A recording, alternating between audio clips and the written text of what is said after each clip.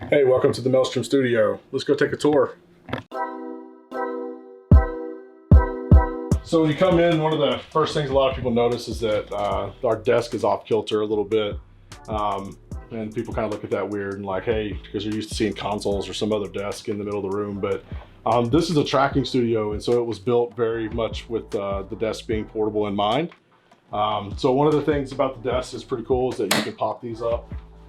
And if you're recording vocals or if you're recording drums or whatever, you can move the desk around accordingly, right? So you just take the desk, roll it over there.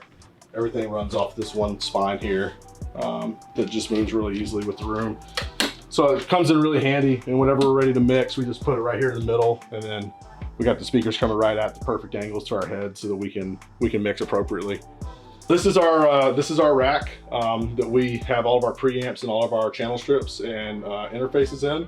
So a lot of people ask us why we chose not to go with a console and why we don't have a console, but to us it felt like a console was kind of going down one path, kind of limiting yourself a little bit to one type of signal chain over and over again in a lot of cases.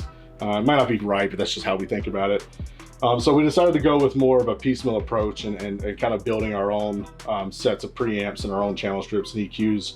And so with that, we decided to go with universal audio for our analog to digital conversion. So we've got 40 channels of analog to digital conversion using Apollo's X16s and 8XPs, or X8Ps, sorry, that we've got from Universal Audio. All these right here basically run all 40 channels of our preamps.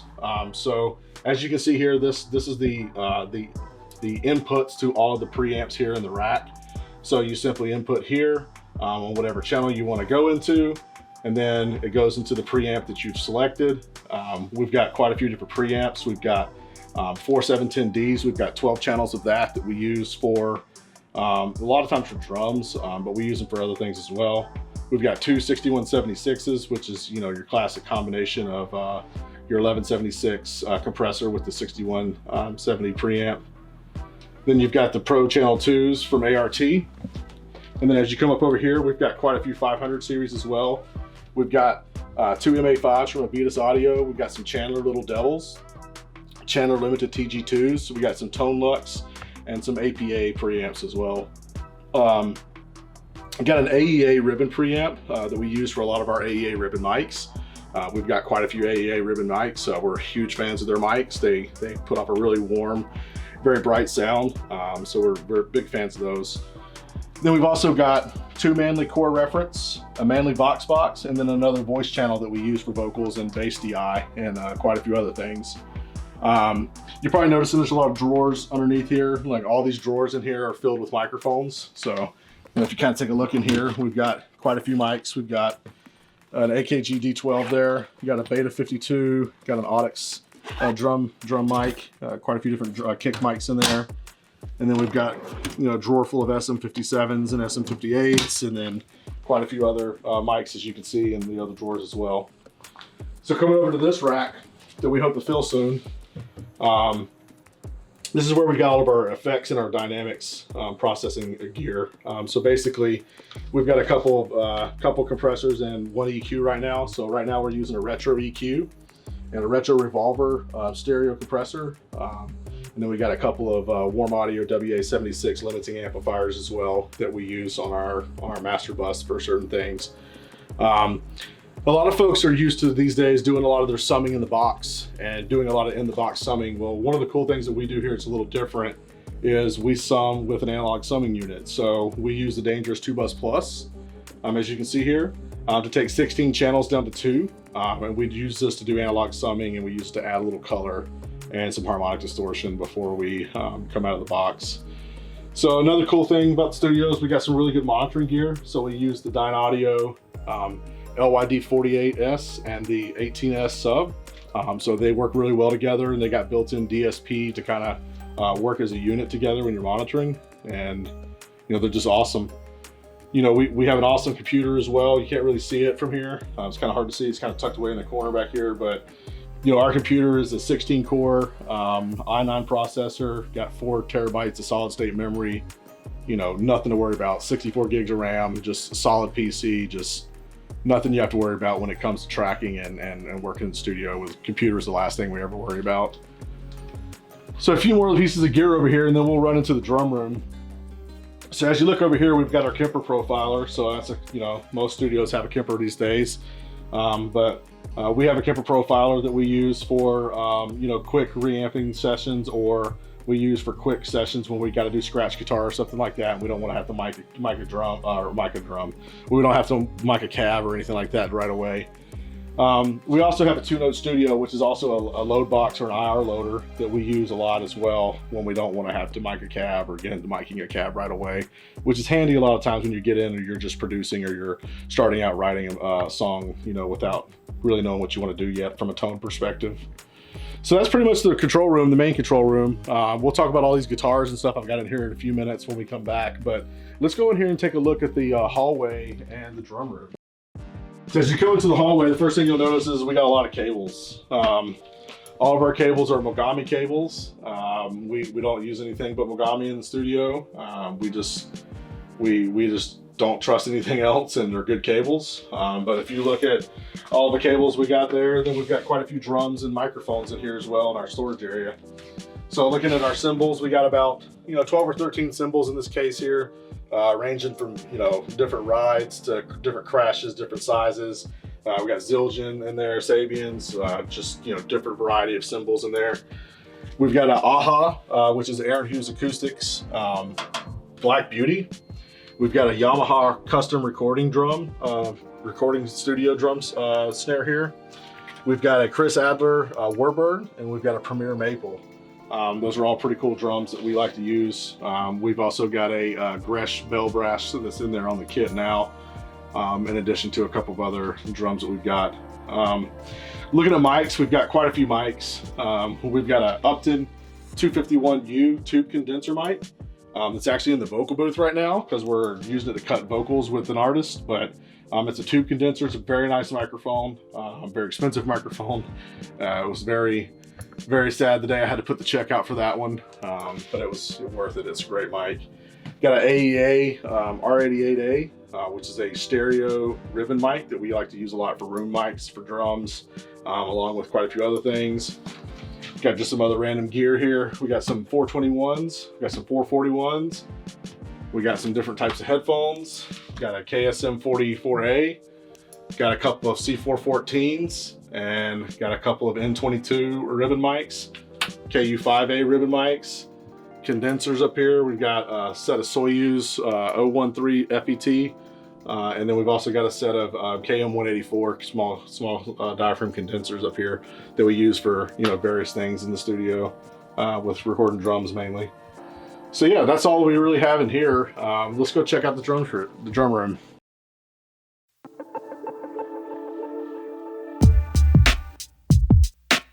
See, this is our live room where we've got our drum kit right now set up. But we tear it down and we'll use this room for all kinds of different things, from drums to acoustic guitars to sometimes vocals or group vocals, things like that.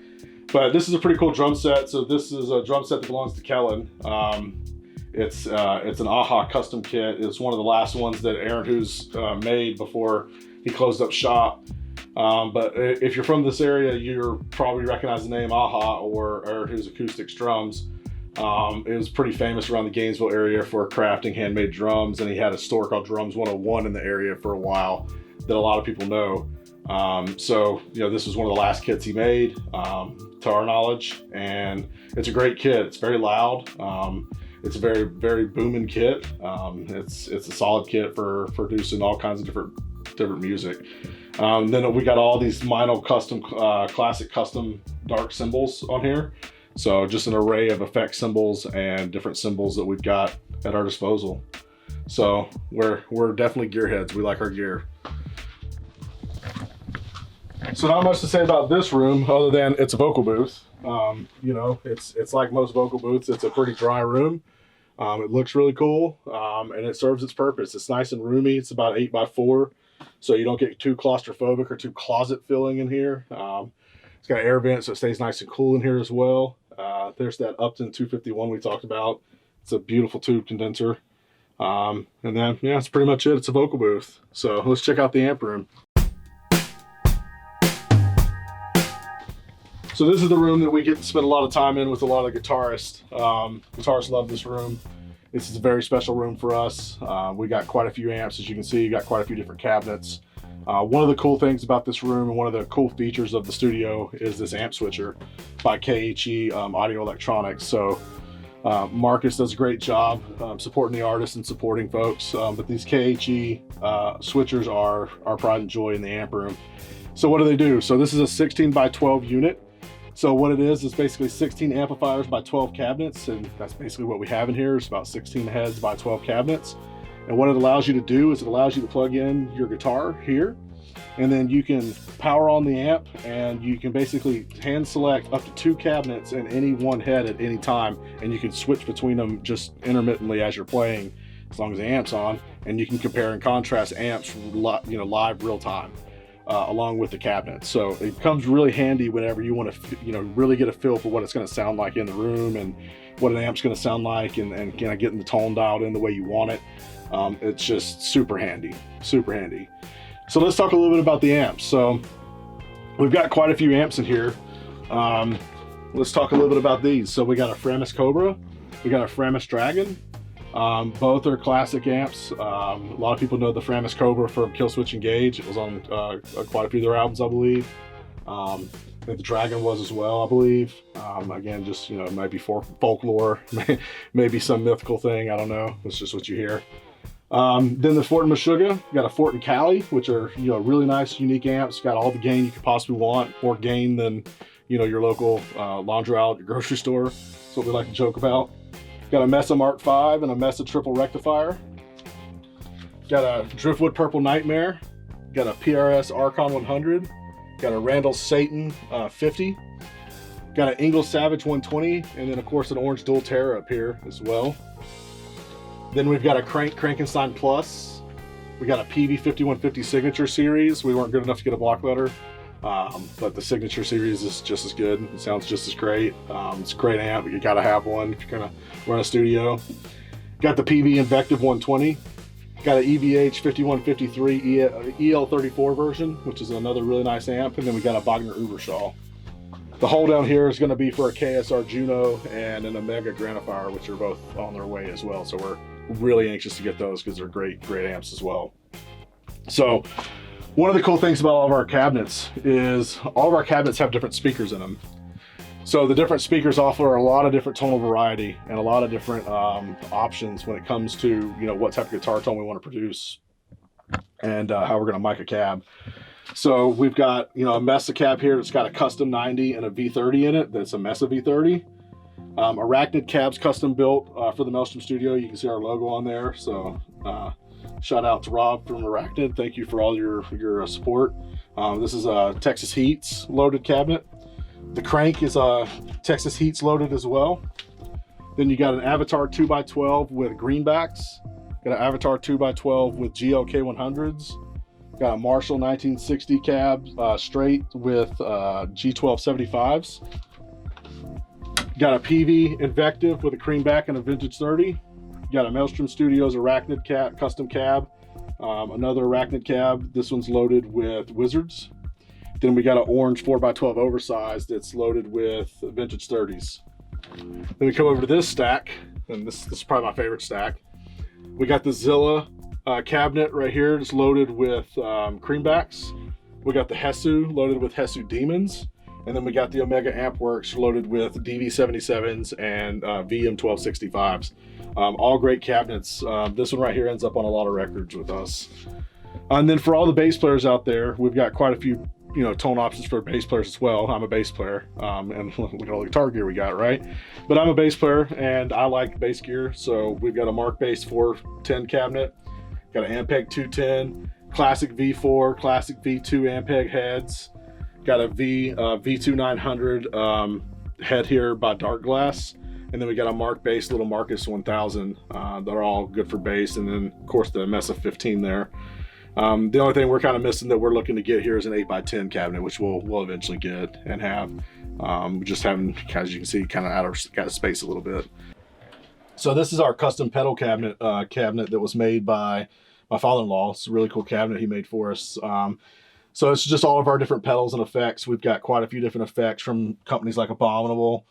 We've got Keller Studios, Grindstein there. We've got Max and Fortin Custom Shop. You know, we got quite a few Fortin amp pedals. We got quite a few Earthquake devices, Rev pedals, etc. KSR, you name it, we've got it, man. Got quite a few effects pedals in here as well. And then for all my bass players, like I said, we got a LaBass, we got a Sans amp, got a B7K, got a Subway. You know, we got the essentials for all your tone needs. We like guitars, and we got quite a few.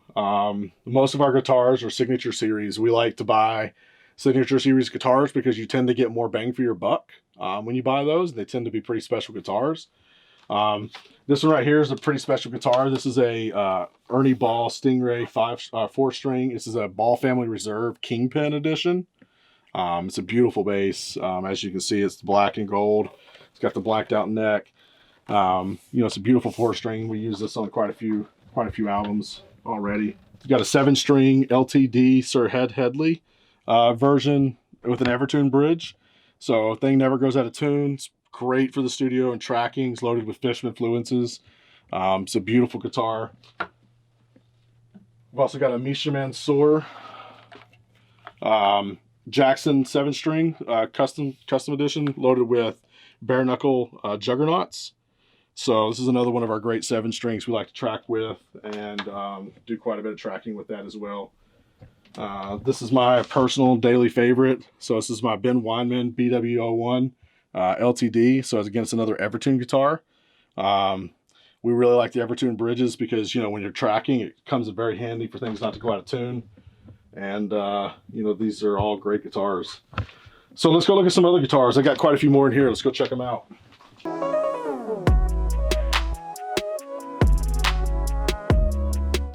So looking at these guitars in here, we got a custom Fender Stratocaster here. This is a guitar. It's a very old guitar that we've had redone and had a few things done to it recently to get it back in shape for the studio. Got another Ernie Ball Stingray 5. This is a Ball Family Reserve, one of 96. This is a very classy bass. This is one of my personal basses that I let people use here in the studio. But it's a beautiful bass. Plays very well. We've got an E2 Horizon, got an Alvarez acoustic there. Nothing too special about those. Both see the Horizon's loaded with Alpha Omega pickups. Got this beautiful Schecter 5-string bass. This has been on a lot of albums as well. It's a beautiful 5-string guitar, and for the price, it just can't be beat. It's like an $800 bass, but it just plays so beautiful. Probably two of my favorite guitars right now in the studio are these Balagers. So we got two Balaguer Espadas. They're both from the same run. One's a matte black and one is a rustic white finish. They're both loaded with Balaguer evergreen pickups, and they're great. Both guitars very well made, very reasonably priced, and just, you know, really can't be beat for the money. We've already, in the short period of time of having those, I've already used them on 2 or 3 albums. So crazy. Just got a Fender P bass here, and then we've got a Schecter Keith Merrow 7-string, and that pretty much rounds out all the guitars. So like I said, most of our guitars are all, you know, Signature Series or custom guitars loaded with different pickups and different things for different tonal varieties, and you know, we love it. So thanks for coming by the studio. Thanks for checking everything out. We hope to see you come in someday and do some tracking with us, and stay safe.